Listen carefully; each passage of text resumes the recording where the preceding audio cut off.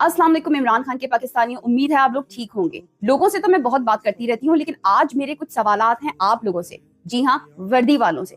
आपको क्या लगता है, क्या वाकई में पाकिस्तान की फौज है? आप पाकिस्तान के लोगों की दिफा के लिए यहाँ पर बैठे हुए हैं। आप लोगों ने कसम खाई है कि हम लोगों का दिफा करेंगे। क्या वाकई में अपनी जॉब कर रहे हैं?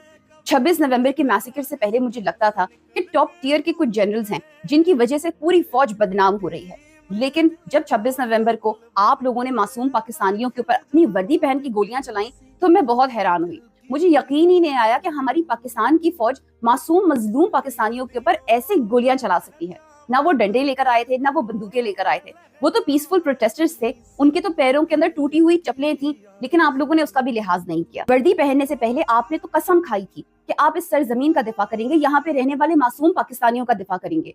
तो जब आपको ऑर्डर्स मिलते हैं कि इन्हीं मासूम पाकिस्तानियों को गोलियों से भून दो, तो आप ऐसे ऑर्डर्स कैसे मान सकते हैं? क्या आप में से किसी का भी ज़मीर नहीं जागता?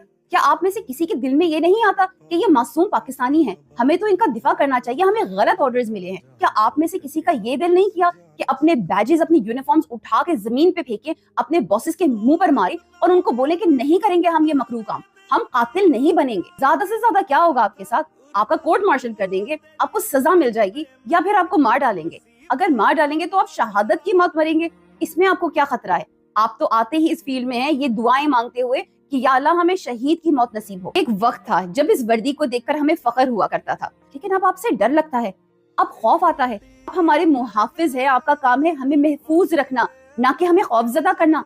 आपका काम है बॉर्डर्स के ऊपर, अपनी बैरिक्स के ऊपर हमें दुश्मनों से बचाना, ना कि मुल्क की सियासत में घुसना। आप लोगों को अपना हल्फ याद नहीं आता, आप लोगों को एहसास नहीं होता कि जो आप कर रहे हैं वो गलत है, वो कत्ल है, उसके आप जिम्मेदार हैं और आपको अल्लाह के पास जाके उसकी गवाही देनी पड़ेगी। आप लोगों के अंदर इतनी हिम्मत होनी चाहिए, इतनी जुर्रत होनी चाहिए कि आप इस किस्म के घटिया ऑर्डर्स को ना कह सके, इनकार कर सकें।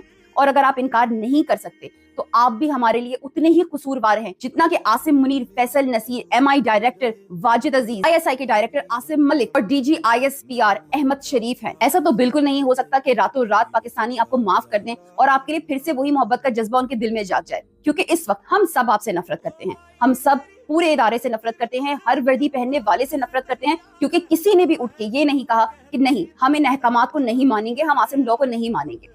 लेकिन हाँ, हालात बेहतर हो सकते हैं अगर आप लोग अपने बैरिक्स में चले जाएं और अकाउंटेबिलिटी हो, ना सिर्फ उनकी जिन्होंने आपको अहकामात दिए, बल्कि उनकी भी जिन्होंने गोलियां चलाई। बाकी फैसला आपका है कि आपने आसिम लॉ पे चलना है, ये फजूल के अहकामात मान मान के अपने आप को कातिलों की लिस्ट के अंदर शामिल करना है, या फिर आपने इस वर्दी से, अपने मुल्क से और इस कौम से किया गया वादा निभाना है। With that, I'm gonna go now. Take care. Allah Hafiz and Fi Amanillah.